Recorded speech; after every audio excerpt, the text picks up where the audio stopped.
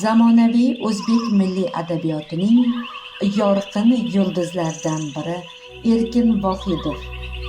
U 1936-yilning 28-dekabr sanasida Farg'ona viloyati Oltiariq tumanida o'qituvchi oilasida tug'ilgan.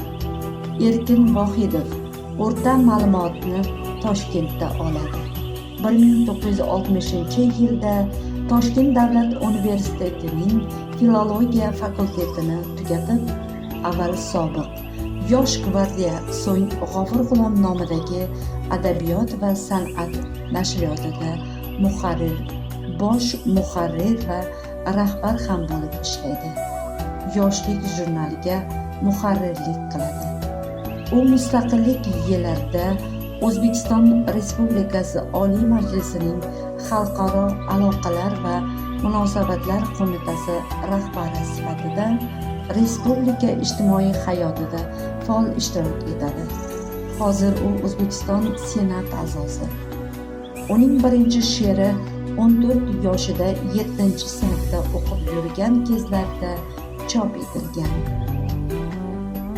Shoirning Tong nafasi 1961-yil, Qo'shig'im sizga 1962-yil, Aql va yurak 1963-yil, Mening yulduzim 1964-yillar kabi to'plamlariga kirgan ko'pchilik she'rlarida uning badiiy tafakkurida ham, poetik uslubida ham o'sish, ulg'ayish sezila boshlaydi.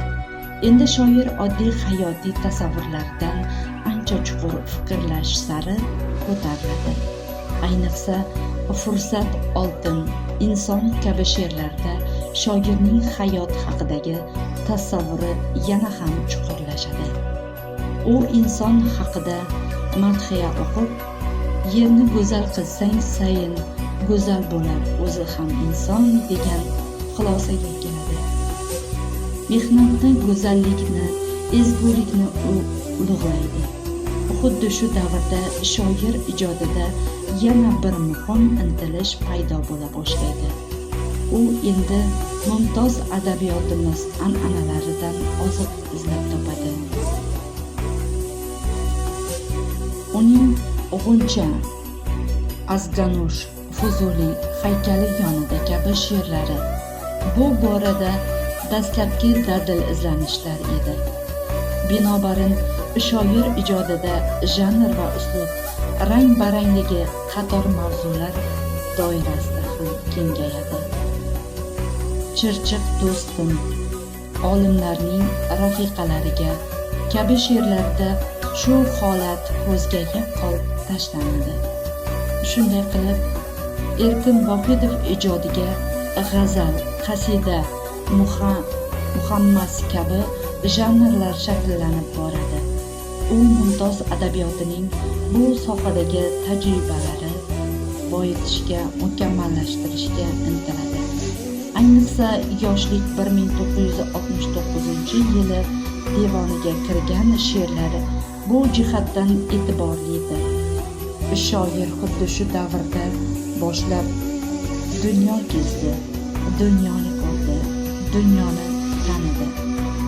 Ana shu taassurotlarni asosida Tirik sayyoralar 1978-yili, Sharqiy qirg'oq 1981-yili kabi yangi she'riy to'plamlarini tashkil etilgan she'rlarni yaratdi.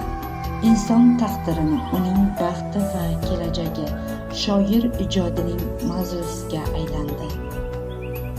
Uning Kelajakka maktub 1983-yili, Yaxshidir achchiq haqiqat 1992-yil to'plamlariga kirgan she'rlari buyuk, pokiza, haqgo'y va bedor insonni kamol topishiga g'oyasi yetakchilik qiladi. Xuddi shu o'rinda faylasuf shoirning kelajak haqidagi bashorati o'zining yorqin ifodasini topgan satrlarni chetlab o'tmaymiz. Bu vatanda bir vatan, qurmoq istaydir ko'ngil.